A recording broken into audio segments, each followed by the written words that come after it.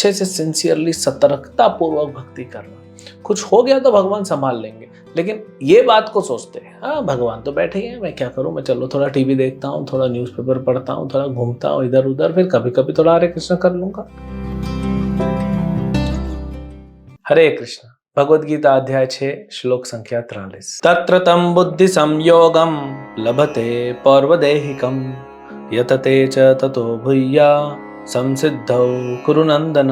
हे कुरुनंदन, ऐसा जन्म पाकर वह अपने पूर्व जन्म की दैवी चेतना को पुनः प्राप्त करता है और पूर्ण सफलता प्राप्त करके उद्देश्य से वह आगे उन्नति करने का प्रयास करता है। तो भगवान ने पिछले श्लोक में बताया कि जिसने अच्छी भक्ति की है, जो कंप्लीट नहीं हो पाई, थोड़ा सा बचा है, उनको मैं जन्म देता हूँ वैष्णव के परिवार में, जो बहुत दुर्लभ है।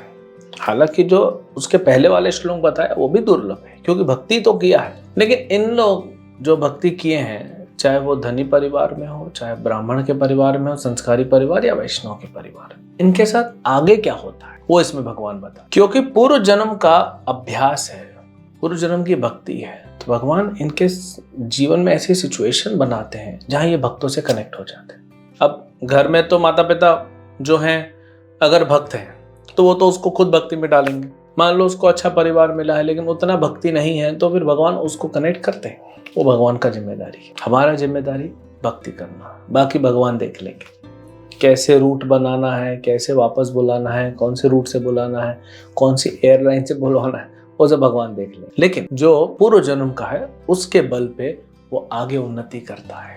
उदाहरण के रूप में देखिए भरत महाराज बहुत अच्छी भक्ति की है। भरत महाराज ने बहुत अच्छा भक्ति, जवानी में पूरे पृथ्वी के राजा तो थे, सुंदर संस्कारी आज्ञाकारी पत्नी थी, बड़े अच्छे होनहार बच्चे थे, बच्चों को राज्य दिया, पत्नी को हरे कृष्णा बोला और सब छोड़ के चले गए और आगे भक्ति बढ़ाने के लिए संसार से दूर। फिर वहां पे वे भक्ति करने लगे, लेकिन किसी कारण से एक हिरणी के बच्चे से वे आकर्षित हो गए। हिरणी मर गई, बच्चा जन्म दे के तो पालना चालू, तो उससे क्या हुआ, हिरणी के बच्चे में उनकी आसक्ति हो गई। तो भक्ति जो बहुत ज्यादा हो चुकी थी, थोड़ा सा बचा था, उसमें ये भौतिक आसक्ति आ गई। कुछ ना कुछ आ सकता है, इसलिए हमें सतर्क रहना चाहिए हमेशा भक्ति में।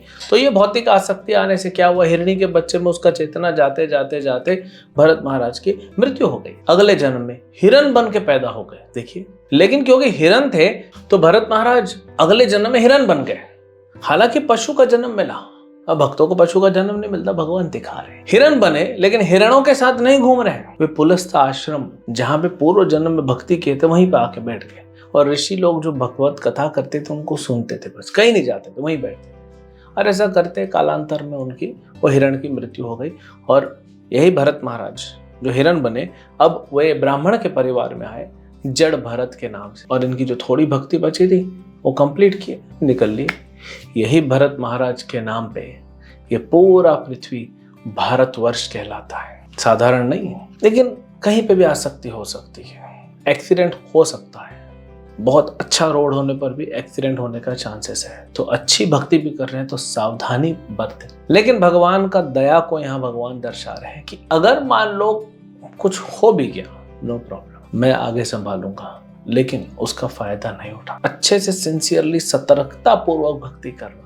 कुछ हो गया तो भगवान संभाल लेंगे, लेकिन ये बात को सोचते हैं हाँ भगवान तो बैठे ही हैं, मैं क्या करूं, मैं चलो थोड़ा टीवी देखता हूँ, थोड़ा न्यूज़पेपर पढ़ता हूँ, थोड़ा घूमता हूँ इधर उधर, फिर कभी कभी थोड़ा हरे कृष्ण कर लूंगा। तो भगवान बोलेंगे अच्छा ये बच्चा तो मेरे दया का दुरुपयोग कर रहा है। तो फिर जब मम्मी का लाड प्यार से बच्चा बिगड़ जाता है तो किसी दिन फिर मम्मी दिखाती है, हाँ दूसरा रोल दिखाती है। तो ऐसा भगवान न करें, हम पे हमेशा दया दृष्टि बनाए रखें, हम भी सिंसियर रहेंगे।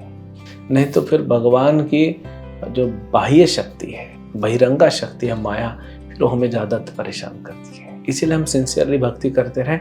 आगे ये श्लोक पे पूर्ण विश्वास होना चाहिए कि मैं भक्ति करूँगा। छोटे बच्चे होते हैं ना, 1 साल 1.25 साल के, उनको पिताजी ऐसे ऊपर खड़ा कर देते फर्नीचर, बोले चल कूद, मैं कैच करूँगा, कूद। बच्चा डरता है, और नहीं कैच कर पाया तो मैं तो गिर जाऊँगा, मेरी तो हड्डियां भी अभी नरम है। पिता बोलते अरे मेरे पर भरोसा रखो, कूदो, और कैच कर लेते हैं। तो हमको ऐसा भक्ति में कूदना है, छत से नीचे नहीं कूदना है, भक्ति में कूदना है, भक्ति में छलांग लगानी है। और कुछ भगवान हमको वहां अपनी गोद में ले लेंगे। तो इसीलिए हमको भगवान पे विश्वास होना चाहिए कि मैं भक्ति करूंगा, सब आगे अच्छा ही होगा। ये इस श्लोक से भगवान हमें सिखाते हैं। हरे कृष्ण।